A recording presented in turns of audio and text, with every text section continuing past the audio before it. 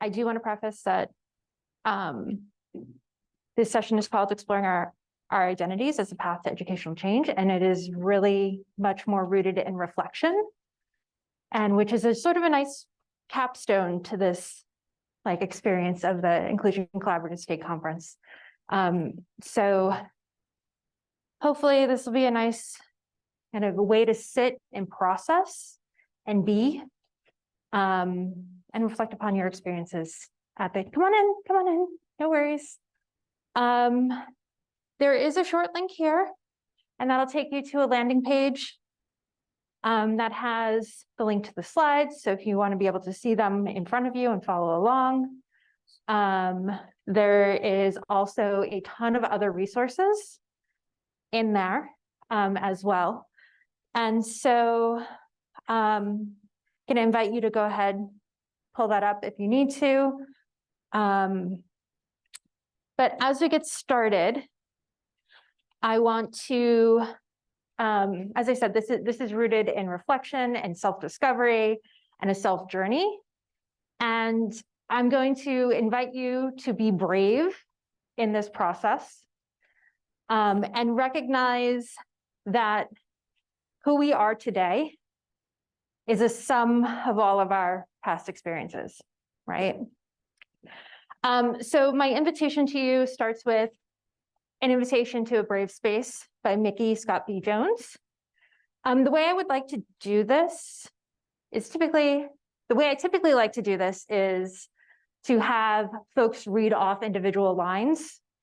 So I would read the first line and have other folks read individual lines. The challenge with that in this space is we have our folks online joining in, zooming in, and that's a lot of mic passing and things like that. So typically it would be popcorning out the next line. But so I will just read this to you. So together we will create brave space, because there's no such thing as a safe space. We exist in a real world, we carry scars, and we all have caused wounds. In this space, we seek to turn down the volume of the outside world. We amplify voices that fight to be heard elsewhere. We call each other to more truth and love. We have the right to start somewhere and to continue to grow. We have the responsibility to examine what we think we know. We will not be perfect. It will not always be what we wish it to be, but it will be our brave space together, and we will work side by side. So that is my invitation to you today as we engage in this reflective work. Oops. As we engage in this reflective work, there are some community expectations of this space and this brave space. And the first one is to hold this time and reflective space sacred.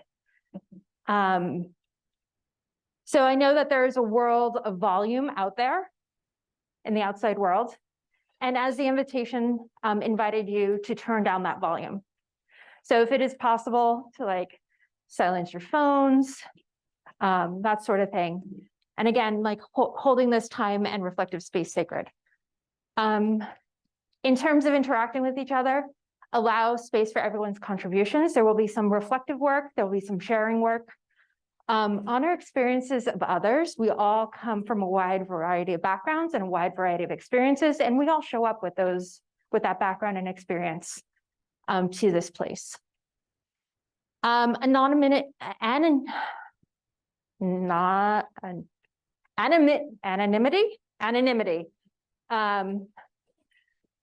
So in terms of today, the stories stay in this room.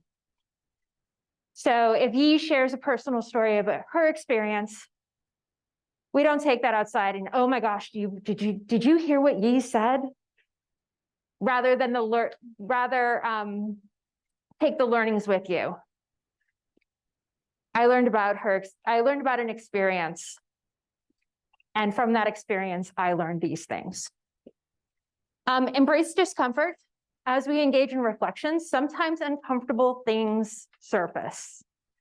And especially in the world of identity work, it can get really, really uncomfortable. But in that work, I'm going to ask that you take risks and push your thinking. On your tables, if you need to fidget it out, there are bags of fidgets on the tables in front of you. Feel free. There are a variety of types of fidgets in there, because I know as I get more uncomfortable, I tend to want to fidget, and that's okay.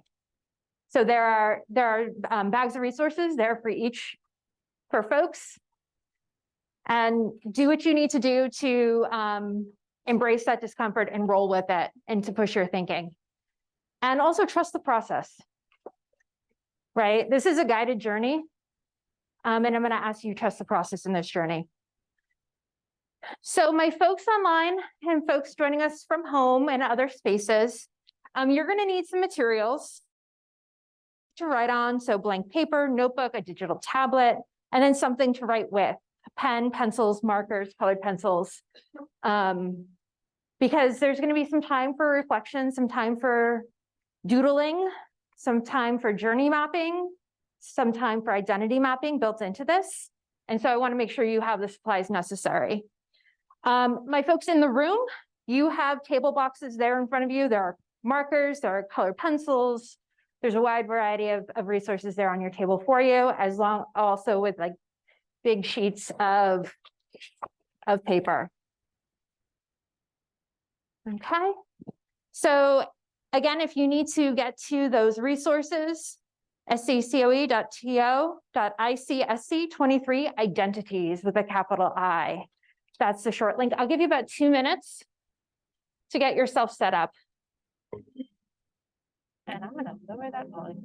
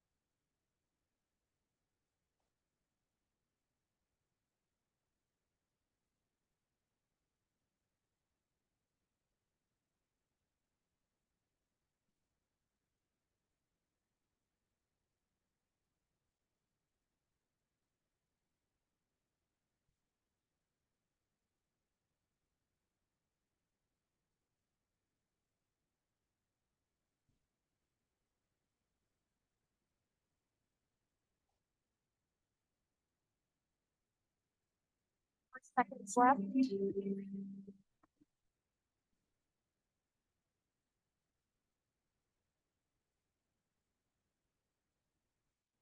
Thanks.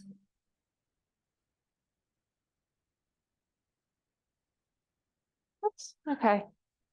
So we're talking about identity today. And the first thing I want you to do is think about your own identity. And at the top of your paper, wherever you're taking notes, jotting down thinking, write out I am A/An ... I come from the world of science, the background of science. I am Tara Sikorski. I am a science coordinator here at Santa Clara County Office of Education. And those are I statements, right? But there's a difference between I am Tara Sikorski, that is who I am, versus I am a or an. I am a science coordinator here at Santa Clara County Office of Education, and I am also your facilitator for this time together. So at the top of your page, you've got I am a/an. And in the next minute, I want you to try and identify and record as many I am a or I am an statements about yourself as possible. So again, for example, I am a educator, or I am an educator. Science background, sometimes grammar. I go with what makes more sense in my brains than what is actually grammatically correct. It's just who I am. So I'm going to give you 1 minute. Don't feel like you need to write I am an out like 100 times. Just bullet point.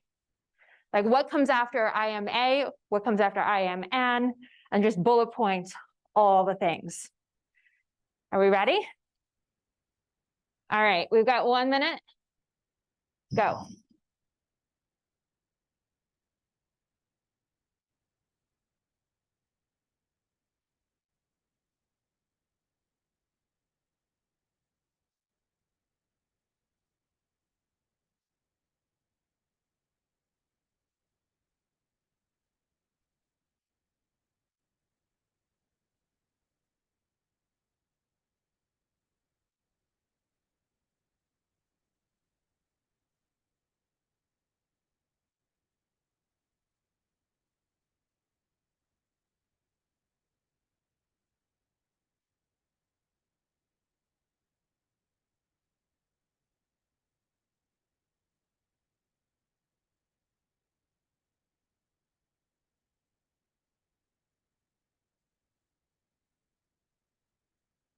More seconds left. And time. So pencils down. Still see people writing. All right. Next one. I am. So create another list, either right next to it or underneath it, whatever works for you. I am ... So now in this next minute, you're going to try and identify and record as many I am statements about yourself as possible. So for example, I'm introverted. I fake being an extrovert really well, but I am really an introvert. So you have 1 minute. Are we ready for this challenge? All right, go.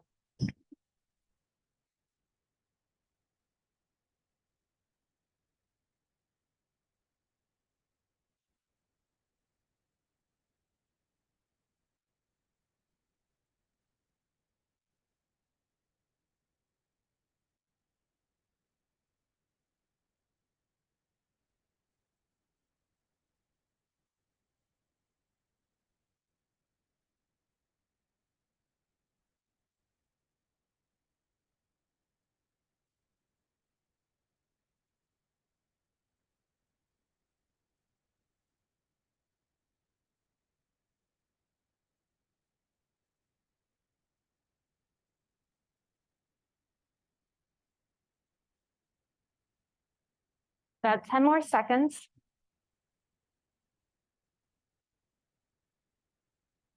Three seconds. And time. Pencils down. All right. So my science background. Let's do some data processing. We collected some data. Let's do some data processing. I want you to count and record the number of I am, I an statements about yourself. So count them up, record it underneath, somewhere near it. And then count and record the number of I am statements you made about yourself.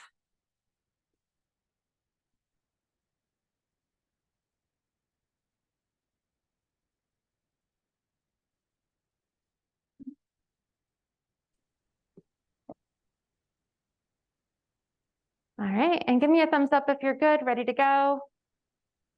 All right. The next step, oops. There we go. Out of your I am, I an statements, I want you to find a standard sticky note, standard size sticky note. And I want you on that sticky note is to identify which one you had more statements of. So look at your data, identify which one you had more statements of, and then record the number of statements on there. So if you had more I am statements, you would just record the number of I am statements on there. Or if you had more of I am a or an statements, I want you to record it on there.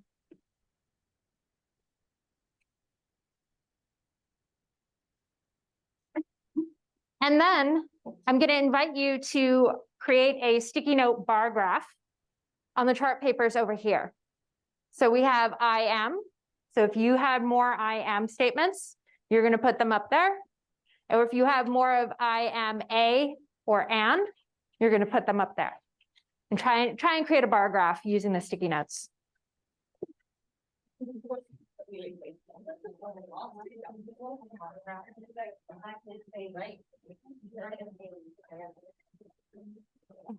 want me to grab it?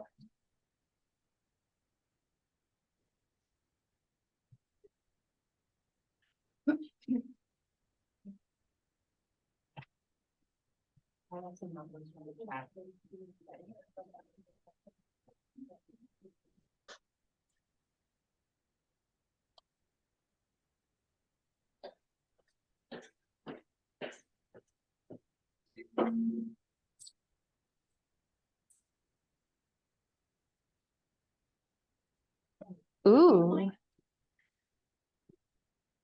So we've got I am, and then I am a / an.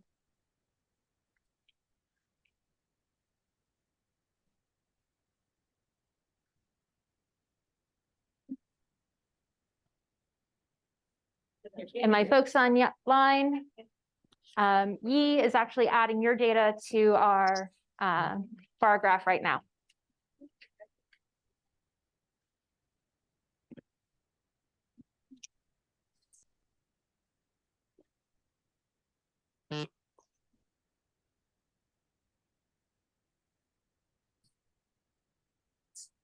Interesting. So I want you to take a look at the data. We've got I am statements. We've got, in that category, 3 people had more I am statements. And then 1, 2, 18 for I am a or I am an. So I want you to turn to somebody near you and talk about this data. Which prompt did you find easier and why? And then how does that match up with the data? So I'll give you about 3 minutes. My folks online will be putting you into breakout rooms for with a person or a couple people. Talked about was we were all I am was our strength. And I talked about the way I interpreted these 2 things is I am that's something that isn't necessarily going to change. I'm an educator. I've been an educator for a while, a mom, a wife, a daughter. So it was easier for me to talk about those concrete things. Mm-hmm. For the I am portion, that was more fluid. And I was always second guessing myself in terms of I'm stressed. Well, not always. Anxious. Well, right. So going back and forth with that, introverted, tired. I was telling my group, I put anxious twice. That's how anxious, right? Like, so just that notion of when you're talking about yourself or writing things down, although we had the limited amount of time, the types of conversations or justifying that you do and categorizing yourself was pretty interesting. Okay. So the first category, you felt like those are things that did not change. Those are sort of static. Whereas the second, I am is a little bit more fluid. Any other thoughts, perspectives, things that surfaced in conversation?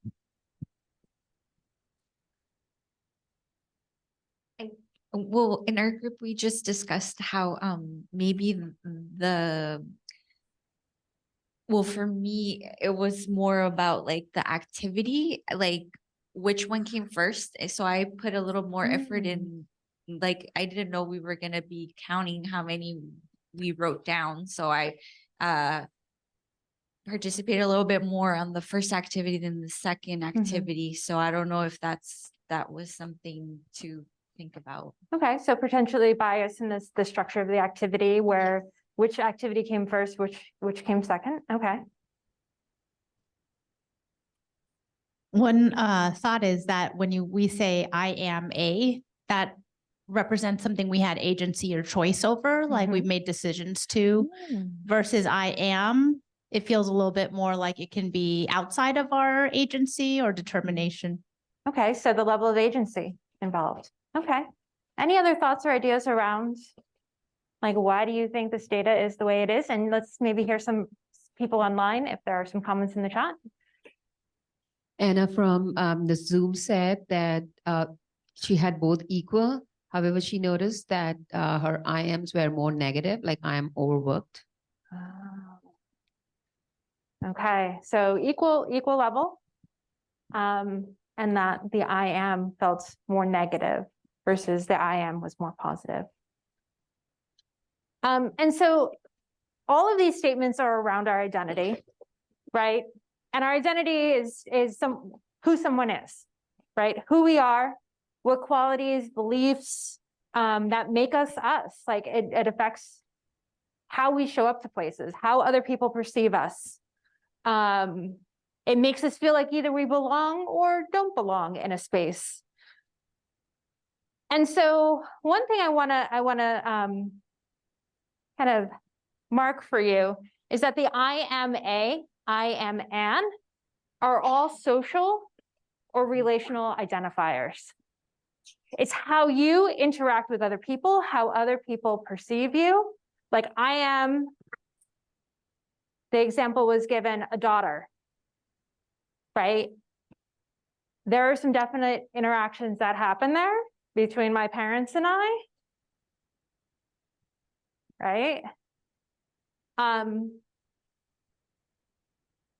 And so again, those relational identities and how other people affect your identity. Whereas I am, those are self-identifiers. Only you can say who you are in an I am statement. Other people might try to impose some of their beliefs on you, but the I am statements are self-identifiers. I am introverted. Right? My doctor can impose, you are ADD, ADHD. That's a relatively new one for me, and I'm trying to unpack that. Common for women in their 40s to get diagnosed with ADD, ADHD. That's something I recently learned. Yeah. I'm just trying to wrestle with the definition of the first one, because in many of them, I actually feel like I self-identify myself in the I am I. I am a, I am an. For example, I am a proud Mexicana. Yeah. And so no one's telling me how I should identify, because that's how I feel. That's who I am. And so I'm wrestling with the definition of that one or that category. And I want to point out that is also a social identifier, right? There are other people in that Mexicana community. Okay. That creates that sense of belonging, right? I am an educator.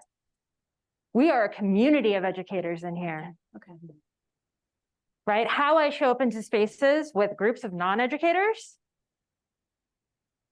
Like I bring that whole community, all of my students, all of my classroom experiences into spaces, even if there's not educators in the room. And as soon as they start talking smack about educators, it's like game on, let's go. Because I'm going to stand up for all of my educator community and that social relational aspect. I'm going to stand up on behalf of all of us in that space. Also, I'm a New Jerseyan. I'm from New Jersey. don't, occasionally the jersey comes out, right? But that's a whole other story. So I want you to reflect about, how does your identity influence how you interact with others? How does your identity influence how others interact with you? So I'll give you a space about maybe 3 to 5 minutes to do some reflecting. If you want to introvert it and jot down, that's cool. If you are an extrovert and need to verbally talk this out with somebody, I encourage you to find another extrovert in the room, verbal processor. My verbal processors, it's okay to be a verbal processor. I get it. Like, depending on the topic, right? These identities, some of them are fluid, as it was pointed out earlier. Sometimes I just need to introvert and sit and write it out. But sometimes I need to extrovert it and be a verbal processor. So if you need to extrovert it out and talk to somebody, I'm going to invite you to find the other extroverts in the room and head on out into the hallway and have like a 3 to 5 minute conversation. All right. All right. So take some time to either reflect or to chat with somebody.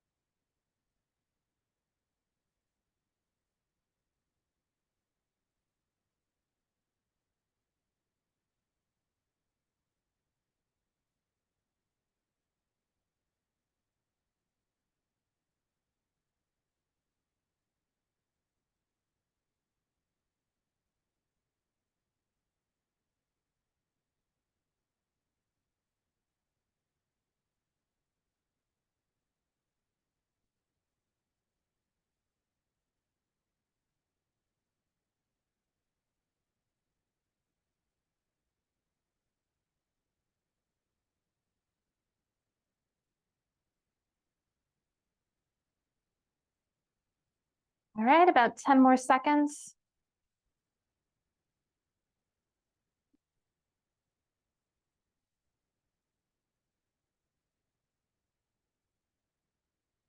I'm going to invite anyone who wants to share to share.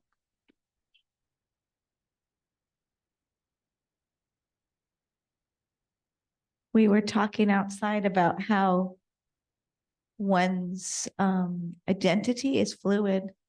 So sometimes I'm very introverted and sometimes I'm extroverted. But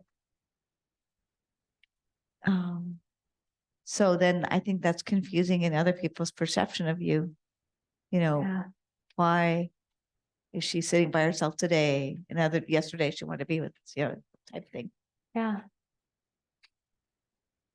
So it can impact how other people perceive you, right? And contextual and situational. Yeah.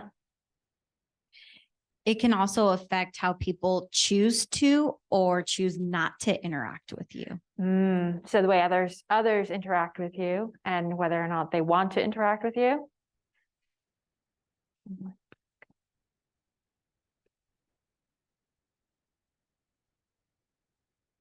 So I came a little bit late and I hope I got this right, but I'm a giant personality and I've been told that. And so as a teacher for 20 years, I talked explicitly with my class about that. And I taught 3, 4, 5, 6. So I was able to say, hey guys, you know what? I'm a really big personality. That doesn't fit all of you. If I ever say or do anything, I'm always trying to be aware, but if I do anything, let me know. And I created that space for kids to come and be able to say, hey, too much, Yeah. And now as a principal and a site leader, I invite my staff, when they come in, I said, is this a listen, a brainstorm, or a solve it? Because I'm going to solve it and I'm going to help you and I'm going to get big, and so they say, hey, Katie, it's a listen. I'm going, okay. And then I sit back. So I have to be consistently aware of that. And with parents too. And so some kids and some adults, like you said, that was a great point. Some of you, they don't want to approach me because they know it's going to be something big. So I'm working on it. It's 39th year in education. I'm still working on it. But anyway. Is it a listen, a brainstorm, or a solve it? A listen, a brainstorm, or a solve it. I think a lot of relationship problems would be alleviated if that was posed at the beginning of a conversation about, getting asked, how was your day? Right. And then, or even saying, okay, I just need you to listen to how my day was. I don't need you to solve anything. I just need the 30 minutes of cathartic venting and then we can move on. Because I've got this. I can solve this for myself. Another I am statement. I am a self-rescuing princess. Yeah. I don't need people to rescue me. Perfectly capable of doing it on my own. I'm really bad at asking for help when I do need help, but that's something else I talk about myself. Yeah. Thank you for sharing. I wrote it down, that little nugget. One thing that I wanted to add is, what hat am I wearing? Because sometimes, especially as principals, that solve it piece, but what lens do you want me to listen? As a colleague, as your administrator, as a coach? So I wanted to add that. And thank you. Yeah. And so how we show up, right? Those hats that we're wearing and, spinning that hat, like different relational identities around it and spin it. Yeah. Any from online? Oh. I do want to be cognizant of our folks out there. Okay. Just came in. Jessica says it's situational. If the other people are a part of similar identity group, I'm more open and comfortable. If they are not, I find myself choosing my words more carefully or trying to make others feel more comfortable. It can be hard to take up space if your identity is not the majority. Yes. Parentheses, female, Latina, etc. Yeah. Right. And I recognize, and with that is a great segue, because you can't talk about identity without talking about privilege and power. right? Because naturally there are some identities that come with more privilege and more power because of the social construct of the United States and the world that we live in, right? So that privilege being the access to resources or agency as a result of membership of the dominant group. And power, that ability to decide who will access those resources. And that influences others. Right? So when we look at society and our educational system, right, we see the spectrum of power dynamics, of identity and privilege, right? And I recognize that as a white woman, I can use that identity to help, or I can use that identity to harm. And being cognizant of that, right? But we're not just any one particular identity. We are a mix of identities. We have this thing called intersectionality. Great work out of Kimberly Crenshaw. She has some great videos and great resources on intersectionality in the classroom. And depending on, again, the context, the space, who's there? Do I know I'm amongst people that will support me? Or am I showing up for me personally as a white woman in a room full of men? And then sometimes the Jersey comes out and wants to be like, you know what? Forget y'all. I'm gonna move through this conversation as if I was a white man and just watch you squirm. Yeah. And then it gets even more complicated when you look at that power and privilege dynamic with that intersectionality, and it becomes this messy web.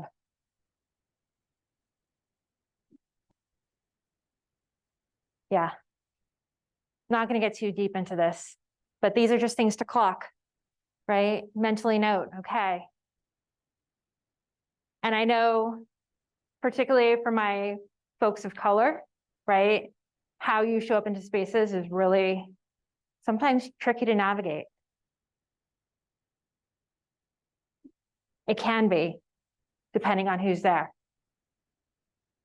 Right? And there's that need to suss out, am I amongst friends?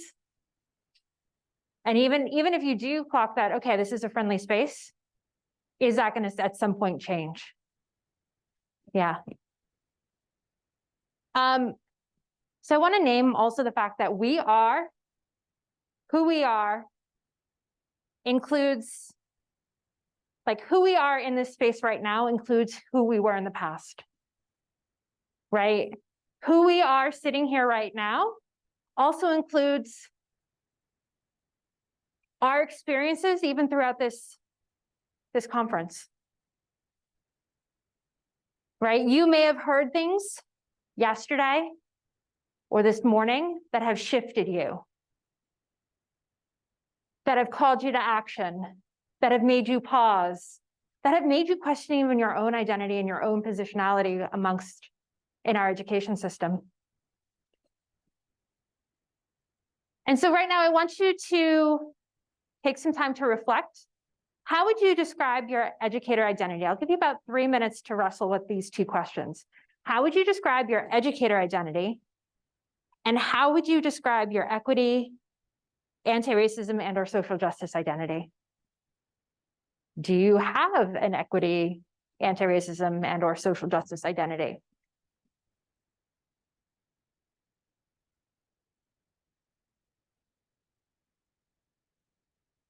So just about 3 minutes to do some reflecting. If you want to jot down, I invite you to jot things down. If you just want to like ruminate on that in your own brain, feel free.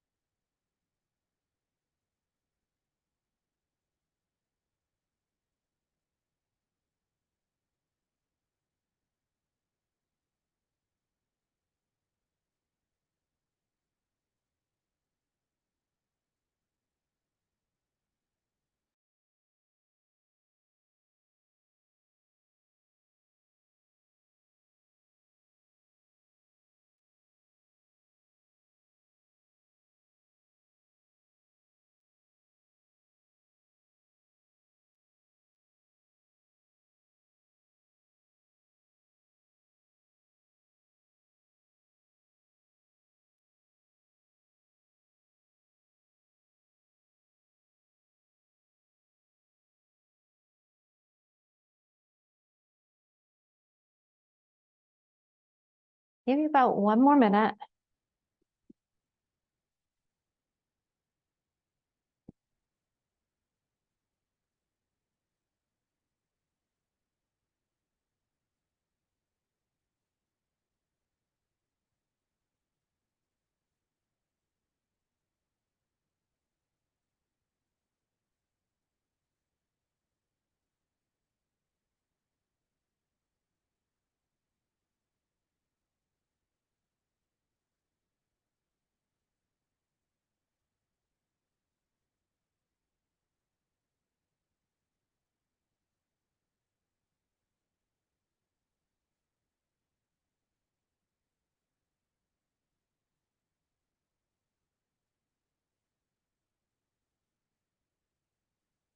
So we're going to add to this.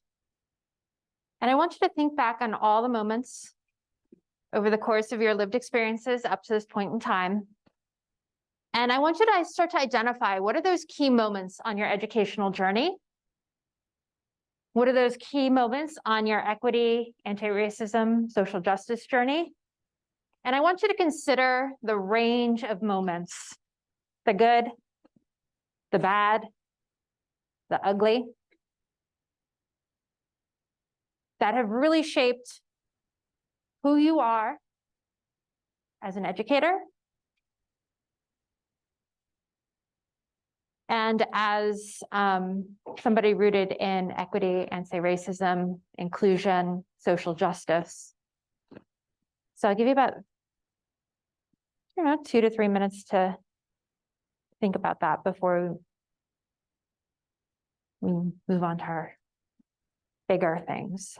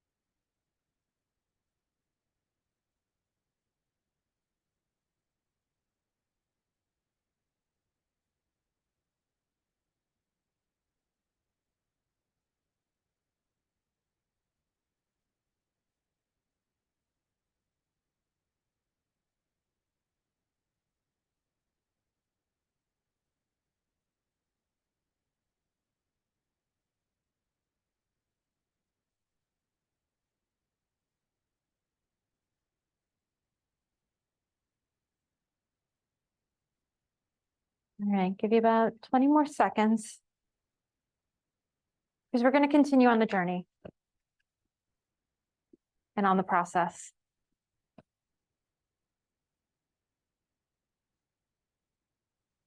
And there's still going to be time and space to add and to build onto this.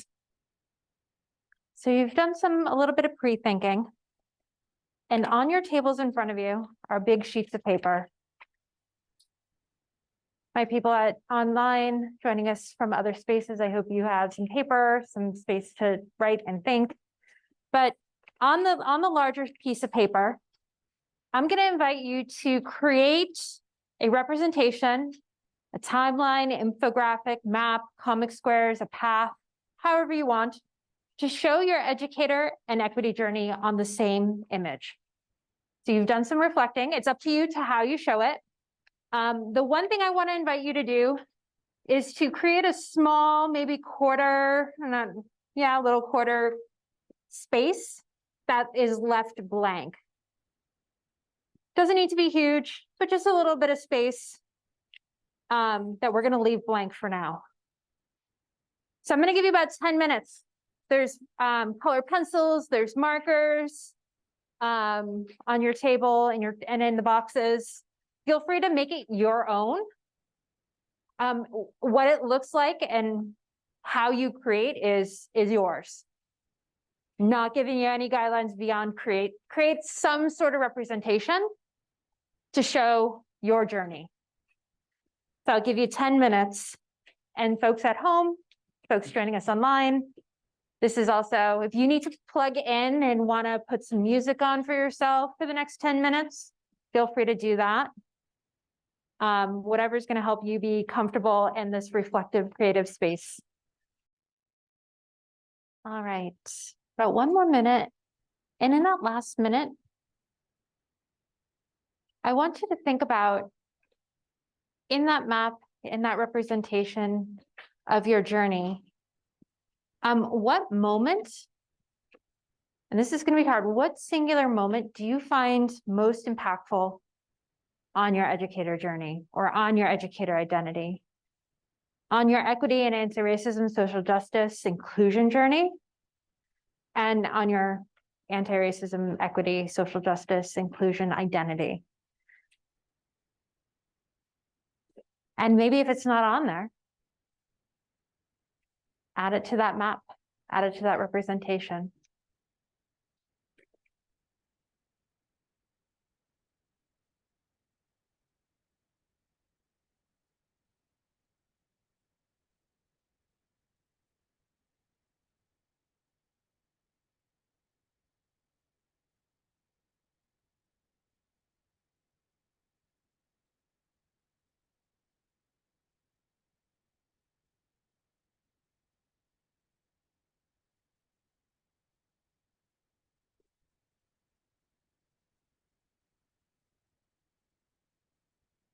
All right. So at this point, I'm going to invite you to make a silent partner, make an appointment with a silent or silently make an appointment with a partner somewhere, somebody else in the room. And you're going to take about 3 minutes sharing whatever you're comfortable sharing between the two of you. It could be that most impactful moment. If you want to stand up and share, that's cool.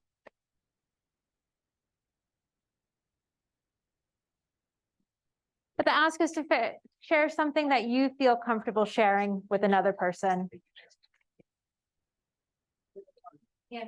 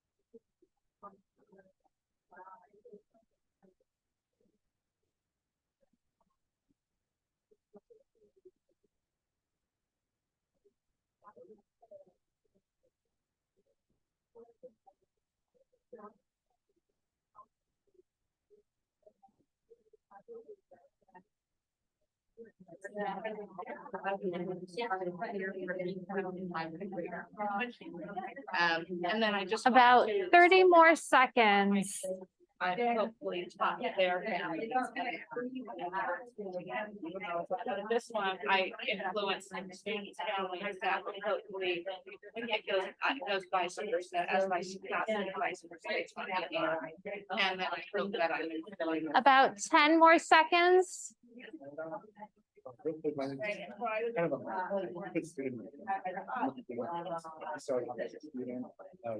All right. Wrap up your thoughts, wrap up your ideas.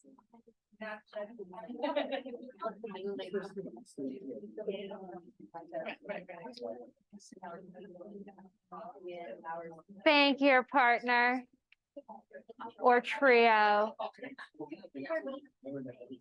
And let's come back together real quick. And let's talk about, because folks were sharing, and like as soon as I asked you to share, like there was this buzz in the room. And it was like it was this like oscillation between like excitement and like stress, anxiety, right? So I want to just pause, just like name that. This is like when we start talking about our identities and our experiences, this is an emotional roller coaster. And so as you went through this, think about the range of emotions that surface for you. And think about like maybe some of the shared experiences that you heard from your partner, or maybe things that connected with you that you could empathize with, right? Because identity work is also emotional work, right? And there's that unpacking that happens along the way. So in your mind, I want you to think about, how does your educator, equity, anti-racism, inclusion identities impact how you show up to this conference? So how did who you are and your identity impact how you showed up yesterday and today?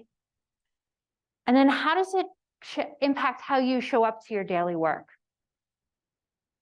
Right? How does it affect your way of being in your different professional spaces?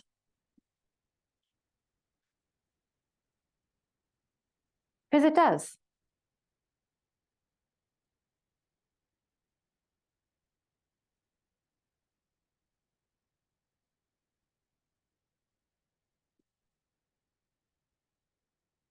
And I want to share this quote with you, that civil rights and social justice work take imagination. To imagine a world that isn't there, and you imagine that it can be there. And that's the same thing you do whenever you imagine and insert yourself into a future space or in a space where you've been absent. Because it's hard. And I don't know about y'all, but when I was in the education system, it did not encourage creativity or imagination at all. So how do you liberate yourself from that? How do you find that creativity again? How do you find that imagination again? How do you start to engage in that radical dreaming? And in that space that is there, that's blank on your paper, I want you to engage in some radical dreaming, some imagination. Where do you want to go next on your educator, equity, anti-racism, inclusion, social justice journey? Consider who might be there with you as a part of that journey. Who are your allies? Who are your accomplices? What funds of knowledge might help you on that journey? So use that blank portion to start. Just take 5 minutes of like radical dreaming for yourself. Might be more like 3 minutes. So as we end our time together today, and as part of this Inclusion Collaborative State Conference, I want to leave you with one of two parting thoughts, because I couldn't decide which one I wanted to leave you with. So I'll let you choose which one you take with you, or take both of them with you. And they are, when you stand and share your story in an empowered way, your story will heal you, and your story will heal somebody else. The other quote is, if we want to change things, we must first change ourselves. If we want to play, if we want to change the world, we must first show up on the field to score.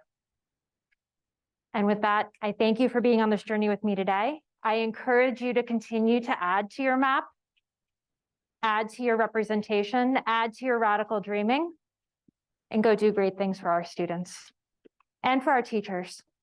Thank you.